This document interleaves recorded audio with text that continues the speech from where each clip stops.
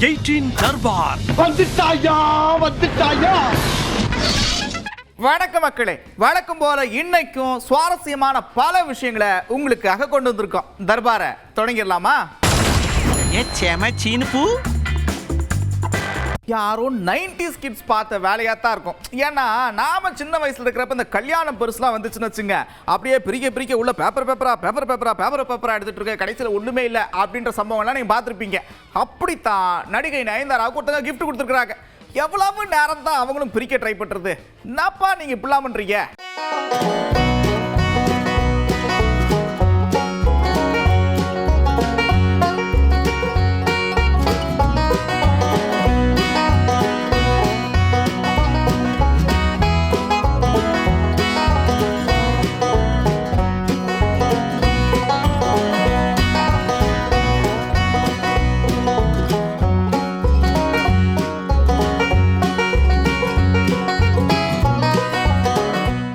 திருவொற்றியூர்ல ஒரு நெகிழ்ச்சியான சம்பவம் நடந்திருக்கு. அதாவது 2 செவுத்துக்கு நடுவுல ஒரு குட்டி பூனை மாட்டிக்கிச்சு. பாத்துக்க, மாட்டினது பூனையா இருந்தாலும் எப்படியாச்சும் காப்பாற்றணும் அப்படின்னு களத்துல தீயணைப்புத்துறை இறங்கி கயிறு கட்டி அந்த பூனையை மீட்டிருக்கிறாங்க.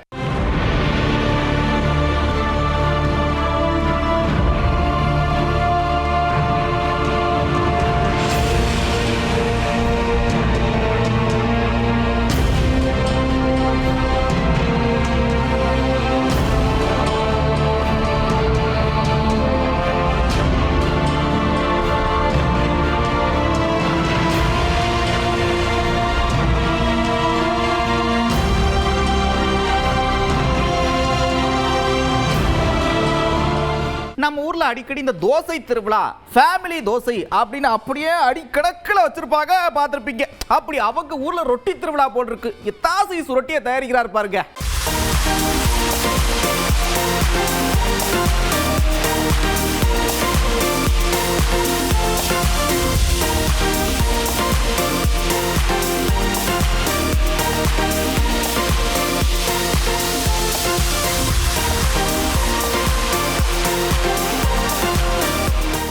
உங்க அலப்பறைக்கு ஒரு அளவு வேண்டாமா அப்படின்ற மாதிரி ஒரு சம்பவம் கோவால நடந்திருக்கு. இந்த பேராகிளைடிங்ல அவரே ஒருத்தர் பறக்க ஆரம்பிக்கிறார். பாத்துங்க, கீழே இருந்து ஒருத்தர் எப்பா கொஞ்சம் லைட்டர் கொடுத்துட்டு போக வேண்டியது தானே அப்படின்னு கேட்கவும் பறக்க ஆரம்பிச்சு மறுபடியும் கீழே வந்து லைட்டர் கொடுத்துட்டு போயிருக்க. அப்படி भैया लाइटर है, लाइटर देना, लाइटर भाई उतार ले गई.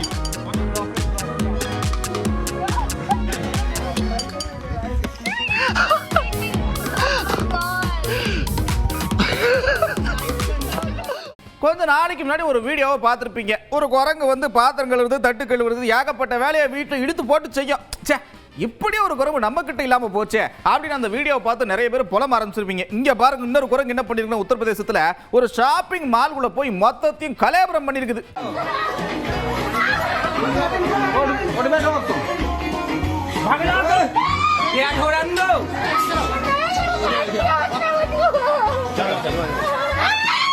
तुम हाथ पकड़ लोगे बात उगे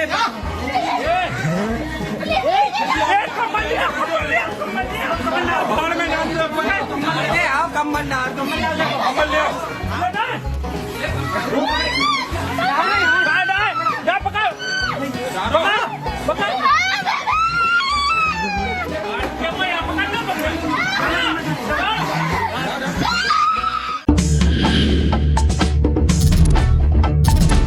எப்பா உட்ராசன் பக்கம் வண்டி போட்டோம் அப்படின்னு நாங்களும் ட்ரிப்புன்னு பிளான் பண்ணும்போதெல்லாம் கொடைக்கானல் பக்கம் வண்டி விட்டுருக்கோம். அப்பெல்லாம் அந்த மாதிரி ஒன்றுத்தையும் பண்ண மாட்டீங்க.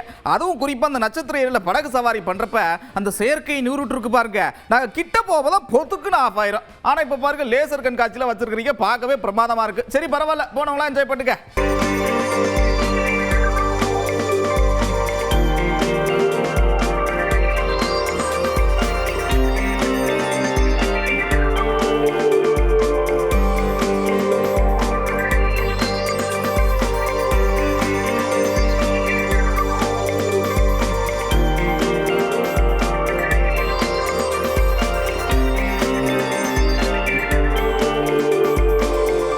பொங்கல் திருநாள் தொடங்கிட்டாலே தாய் மாமன் சீர்வரிசை, அந்த சீர்வரிசை, மறுவீட்டு சீர்வரிசை, இந்த மாதிரி ஏகப்பட்ட சீர்வரிசைலாம் நடக்கும், பார்த்துருப்பீங்க. ஆனால் எங்கேயாச்சும் அரசு பள்ளிக்கு சீர்வரிசை கொடுத்து பார்த்துருக்கீங்களா? இங்க பாருங்க, எடப்பாடியில 2 டிராக்டர்ல சீர்வரிசை பொருட்கள்லாம் கொண்டு போய் கொடுத்துருக்காங்க கிராம மக்கள்.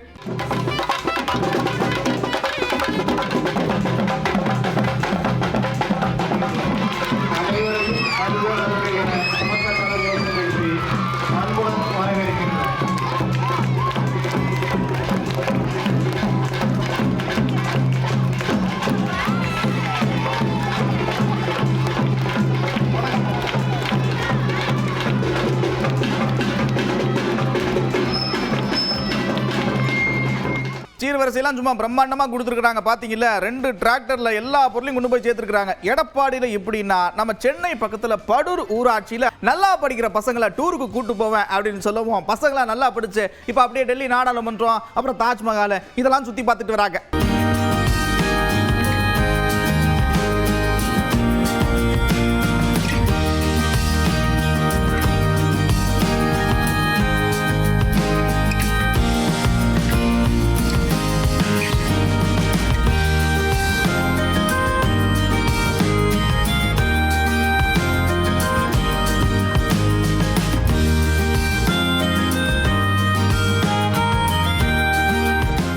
உங்களை திரையில பார்க்கறதே சந்தோஷம்னே.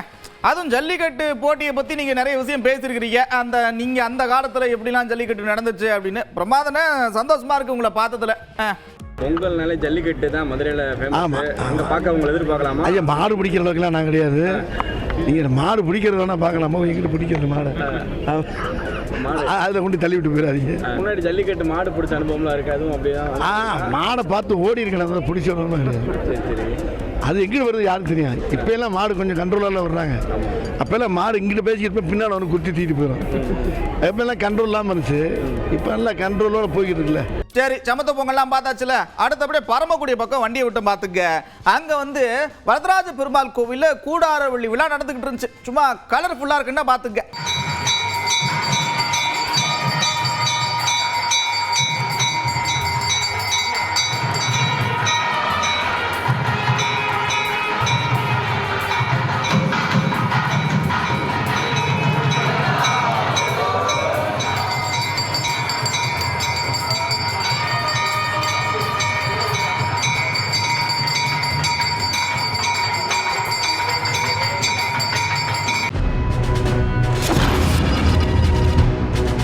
இந்த தீபாவளி பொங்கல்லாம் முன்ன மாதிரி இல்லைங்க.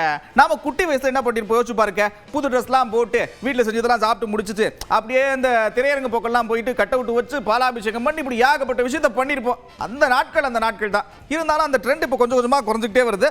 ஆனாலும் மக்கள்கிட்ட கேட்டோம், இந்த பொங்கல் பண்டிகைக்கு எந்த நடிகரோட படம் ரிலீஸ் ஆயிருந்தா நல்லா இருந்திருக்கும் அப்படின்னு நீங்க நினைக்கிறீங்கன்னு கேட்டிருக்கோம். மக்கள் பலவிதமான கருத்துக்களை சொல்லியிருக்காங்க. பாப்போமா? எப்போதுமே பொங்கலுக்கு விஜய் அஜித் படம் தான் எப்போதுமே மாசா இருக்கும். தியேட்டர்ல எல்லாரும் போய் பார்ப்பாங்க. ஆனா இந்த வாட்டி வர்றது கொஞ்சம் வருத்தமா தான் இருக்கு. அட்லீஸ்ட் சிவகார்த்திகேயன் படம் வந்திருந்தா ஏதாட்டும் நல்லா இருக்கும்னு நினைக்கிறேன். படம் விடாமுயற்சி ரிலீஸ் ஆகுன்னு ரொம்ப எக்ஸ்பெக்ட் பண்ணோம். நான் மட்டும் இல்லை, என் ஃப்ரெண்ட்ஸ் எல்லாரும் எக்ஸ்பெக்ட் பண்ணோம். ஆனால் கடைசியில் அதாவது ஜனவரி 10ன்னு சொல்லி எல்லாம் ரிலீஸ் பண்ணி சாங்லாம் ரிலீஸ் பண்ணப்போ ரொம்ப மகிழ்ச்சியாக இருந்துச்சு. நான் படத்துக்குலாம் போக மாட்டேன். பொங்கலை பொறுத்த வரைக்கும் பார்த்தோன்னா பசங்க கூட தான் நான் என்ஜாய் பண்ணுறாள். படம்லாம் எனக்கு இன்ட்ரெஸ்ட் கிடையாது. எனக்கு எந்த படத்தை பார்த்தாலும் நாங்கள் செலிப்ரேட் பண்ணுவோம். பொதுவாக டான்ஸ் தான். மதகத ராஜா வித்தியாசமாக வரும்னு நினைக்கிறேன். பொங்கல் அதுவுமா அஜித் படம் ரிலீஸ் ஆகாதனால மன உளைச்சல் இருக்கேன். பொங்கல் இந்த ட்ரிப் பொங்கலாகவே இல்லாத மாதிரி இருக்குது எங்களுக்கு. விடாமுயற்சி தான் கேன்சல் பண்ணிட்டாங்களே. விடாமுயற்சி ரிலீஸ் ஆயிருந்தா ரொம்ப சந்தோஷமா இருந்திருக்கும். இந்த தடவை ரிலீஸ் ஆகல. அவர் தான் ரேஸ் ஓட்ட போயிட்டார்ல. இனிமேல் எங்கே ரிலீஸ் ஆகும்? இனிமேல் ரேஸ் தான் முக்கியம். படம் எப்பயாச்சும் தான் இருக்குன்ட்டார்ல. அவர் இன்னொருத்தர் அரசியலுக்கு போயிட்டாரு, அவ்வளோதான். விஜய் படம் மட்டும் தான் எக்ஸ்பெக்ட் பண்ணுவேன். ஏன்னா அவர் ஃபேனு, அதனால இந்த வருஷம் அவர் கூட ரிலீஸ் ஆகுது. ரொம்ப வருத்தமாக இருக்கு. விஜய் பிடிக்கும், அதனால அஜித்து பிடிக்கும். ரெண்டு பேர்த்தையுமே ரெண்டுமே எக்ஸ்பெக்ட் பண்ணதான். சிவகார்த்திகேயன் அண்ணாவோடது வந்தா நல்லா இருக்கும். இந்த தடவை எஸ்கே படம் வந்துட்டா ரொம்ப நல்லா இருக்கும்னு நினைக்கிறேன். பொங்கல் செலிப்ரேஷன்னா அஜித் படம் விஜய் படம் ஏதாச்சும் வரும். இதாட்ட ஒன்றும் வரல. விடாமுயற்சி வரும்னு எதிர்பார்த்தோம், ஆனால் அப்படி வரல. அதான் கொஞ்சம் வருத்தமா இருக்கு. கேப்டன் படம் தான் நாங்கள் ரிலீஸ் ஆகும்னு பார்த்துட்டு இருப்போம். இப்போ கேப்டனுக்கு அப்புறம் நாங்கள் எதிர்பார்க்கறது அவங்களோட சண்முக பாண்டியன் அவரோட படத்தை நாங்கள் ரொம்ப ஆவலோட எதிர்பார்த்துருக்குறோம். அதான் கேம் சேஞ்சர் ரிலீஸ் ஆயிருக்கு. ராம் சரண் படம் நல்லா இருக்கும், பார்க்கலாம். வேற யாராச்சும் படம், வேற படம் யாரும் தமிழ் நடிகர் வனகான் இருக்கு. வனகான் நல்லா இருக்கும்னு நினைக்கிறேன். பாலா படம்ன்றதுனால நல்லா இருக்கும், டைரக்ட் பண்ணிருக்கு.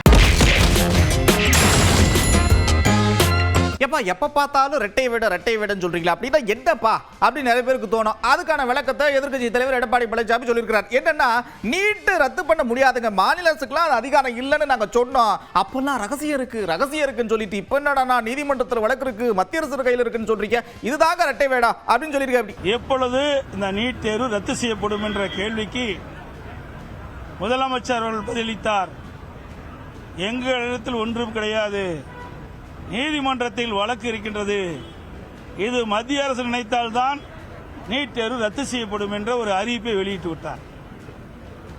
கையை விரித்து விட்டார் நீட் தேர்வுக்கு. 2021 சட்டமன்ற பொதுத் தேர்தலின் போது இளைஞர்களை ஏமாற்றி, பெற்றோர்களை ஏமாற்றி, நாட்டு மக்களை ஏமாற்றி, கவர்ச்சிகரமாக பேசி வாக்குகளை பெற்று ஆட்சி அமைந்த பிறகு இன்றைய தினம் எங்களால் நீட் தேர்வு ரத்து செய்ய முடியாது என்ற அறிவிப்பை வெளியிட்டு விட்டார். நாங்கள் அப்பொழுதே சொன்னோம், இது நீதிமன்றத்தில் இருக்கின்றது, இது மத்திய அரசு நினைத்தால்தான் நீட் தேர்வை ரத்து செய்ய முடியும் என்று. அப்பொழுதெல்லாம் எங்களை ஏளனமாக பேசிய முதலமைச்சர் நேற்றைய தினம் அவரே நீட் தேர்வை ரத்து செய்ய முடியாது என்ற அறிவிப்பை வெளியிட்டு விட்டார். இதுதான் திமுகவுடைய இரட்டை வேடம். ஒரு பக்கம் இவர் இப்படி சொல்ல, இன்னொரு பக்கம் அண்ணன் இதெல்லாம் மக்களை ஏமாற்றும் செயல் அல்லவா அப்படின்னு ஒரு கேள்வியை கேட்டிருந்தார். யாரு? தாவேகா தலைவர் விஜய். அதுக்கு பதிலடி கொடுக்கிற மாதிரி என்ன சொல்லியிருக்கிறாரு அப்படின்னா, அடிப்படை புரிதல் இருக்கா, அடிப்படை புரிதல் இருக்கணுங்க முதல்ல அப்படின்னு சொல்லியிருக்க. நாம நடத்தி கொண்டிருப்பது ஒரு அரசியல் யுத்தம். நீட் தேர்வு என்பது ஒன்றிய அரசு நம் மீது திணித்திருப்பது. அது ஒன்றிய அரசிற்கு என்ன அதிகாரம், மாநில அரசிற்கு என்ன அதிகாரம் என்று சாதாரண பொதுமக்களுக்கு கூட புரிந்தால் நீட் தேர்வுக்கு எதிராக ஒன்றிய அரசுக்கு எதிராக தங்களுடைய குரலை தமிழ்நாட்டு மக்கள் தொடர்ந்து கொடுத்துக் கொண்டிருக்கிறார்கள். இந்த அடிப்படை கூட புரியாமல் நீங்கள் சொன்னீர்களே செய்தீர்களா என்றால், அதை சொன்னதை செய்வதற்கு தான் தொடர்ந்து ஒன்றிய அரசோடு போராடி கொண்டிருக்கிறோம். மாநில சட்டப்பேரவையிலே கட்சி பேதம் இல்லாமல் அனைவரும் ஒன்று கூடி ஒரு தீர்மானம் நிறைவேற்றி அனுப்பப்பட்டிருக்கிறது. ஒன்றிய அரசினுடைய அதிகாரத்திற்கு உட்பட்ட காரியங்களை ஒன்றிய அரசோடு போராடிதான் செய்ய முடியும். எனவே அந்த போராட்டம் தொடரும், அது வெற்றி பெறும் என்பது மக்களுக்கு தெரியும். அட என்னப்பா, மக்களை ஏமாற்றும் செயல் இல்லையா அப்படின்னு கேட்டதுக்கு என்னப்பா இப்படிலாமா பேசுவீங்க அப்படின்ற மாதிரி ஆயிடுச்சு பாத்துங்க. ஒரு பக்கம் இவர் என்னடா அடிப்படை புரிதல் இல்லையான்றாரு, இன்னொரு பக்கம் என்ன சொல்றாருன்னா, என்னங்க நீங்க எடுத்தோம் கவுத்தோன்னு நத்தியாவது பேசுவீங்களா அப்படின்னு கேட்டிருக்க. சகோதரர் விஜய் அவர்களுடைய ட்வீட் எத்தனை காலம்தான் ஏமாற்றுவா என்று அதை போட்டிருவதை நான் அறிகிறேன். இது ஏமாற்றுவதற்காக எடுத்த முயற்சி இல்லை. தமிழ்நாட்டில் தொடர்ந்து மாணவ மாணவிகள் நீட் தேர்வில் தேர்ச்சி பெற முடியாமல் உள்ளதால் தற்கொலைக்கு ஆளாகிறார்கள். இதை முறியடிப்பதற்காகத்தான் மாண்புமிகு முதலமைச்சர் அவர்கள் 2021 தேர்தலில் நாங்கள் ஆட்சிக்கு வந்தவுடன் இந்த நீட் தேர்வை எடுப்போம், அதற்கான உத்திகளை கையாள்வோம் என்று வாக்குறுதி கொடுத்தார். வந்து அமைதியா இல்ல, சட்டப்பேரவையில் தீர்மானம் நிறைவேற்றியிருக்கிறோம், அனைத்து கட்சி கூட்டத்தை கூட்டி தீர்மானத்தை நிறைவேற்றியிருக்கிறோம். ஆளுநர் அவர்கள் பிடிவாதமாக மேதகு குடியரசுத் தலைவருக்கு அனுப்புவதில் திருப்பி அனுப்பி சிக்கல் செய்தவர் ஆளுநர். இதையெல்லாம் புரிந்து அறிந்து நிதானமாக செயல்பட வேண்டும். எடுத்தேன் கவிழ்த்தேன் என்று குறை சொல்வதும் குற்றம் சொல்லுவதும் ஒரு ஜனநாயகத்திற்கு உகந்ததல்ல. இந்த உதகை மக்கள்லாம் பயங்கர அச்சத்தில் இருக்கிறாங்களா. ஒரு பக்கம் உரை பண்ணி பாடாப்படுத்த, இன்னொரு பக்கம் இந்த சிறுத்தை எங்கேயோ சுத்திக்கிட்டு இருக்குதான். அதனால மக்கள் என்ன கோரிக்கை வச்சிருக்காங்கன்னா, தயவு செஞ்சு பொங்கல்லாம் கொண்டாடணும், கூண்டை வச்சு முதல்ல பிடிங்கப்பா அப்படின்னு கோரிக்கை வச்சிருக்கிறாங்க.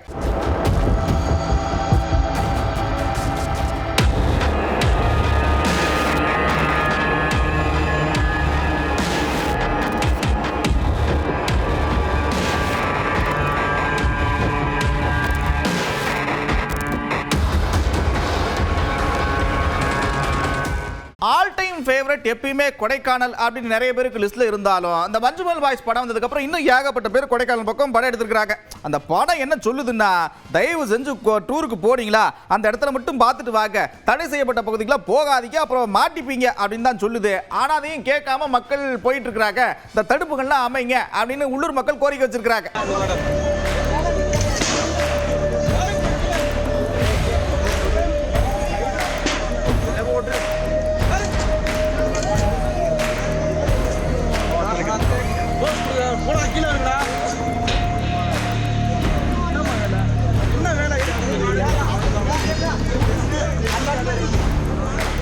எவ்வளவு மனவேதனை அடைஞ்சிருந்தா ஒருத்தர் வந்து நகராட்சி வாயில இப்படி படுத்து போராட்டம் பண்ணியிருப்பாரு. இந்த மணப்பாறையில் இப்படித்தான் என்ன ஆச்சுன்னா நாய் கடிச்சிருக்கு ஒருத்தருக்கு. அவர் கடுப்பாகி எத்தனை முறை கம்ப்ளைண்ட் பண்ணாலும் நீங்க நடவடிக்கை எடுக்க மாட்டீங்க அப்படி நகராட்சி அலுவலக வாயில அப்படியே படுத்து போராட்டம் பண்ணியிருக்கா. அப்படி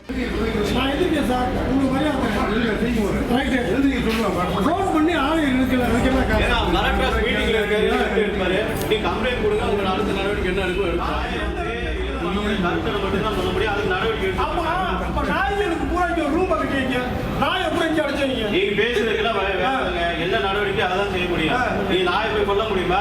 சுப்ரீம் அப்புறம் ஜாலியா கலகலப்பா பார்த்துருப்பீங்க. ஆனா கடைமுறை நேரம் வந்துருச்சு. அதுக்கு முன்னாடி என்னன்னா 48வது சென்னை புத்தக காட்சி நாளையோட முடிது பார்த்துக்க. இது வரைக்கும் யாரெல்லாம் போல எல்லாம் போயிருங்க. என்னென்ன புக்கு வேணுமோ பார்த்து வாங்கிக்கங்க. மறுபடியும் இதே மாதிரி ஒரு தர்பார்ல உங்களை சந்திக்கிறேன். அதுவரை விடைபெறுவது நான் நந்தா. இது 18 தர்பார். 18 தர்பார் வந்துட்டாயா.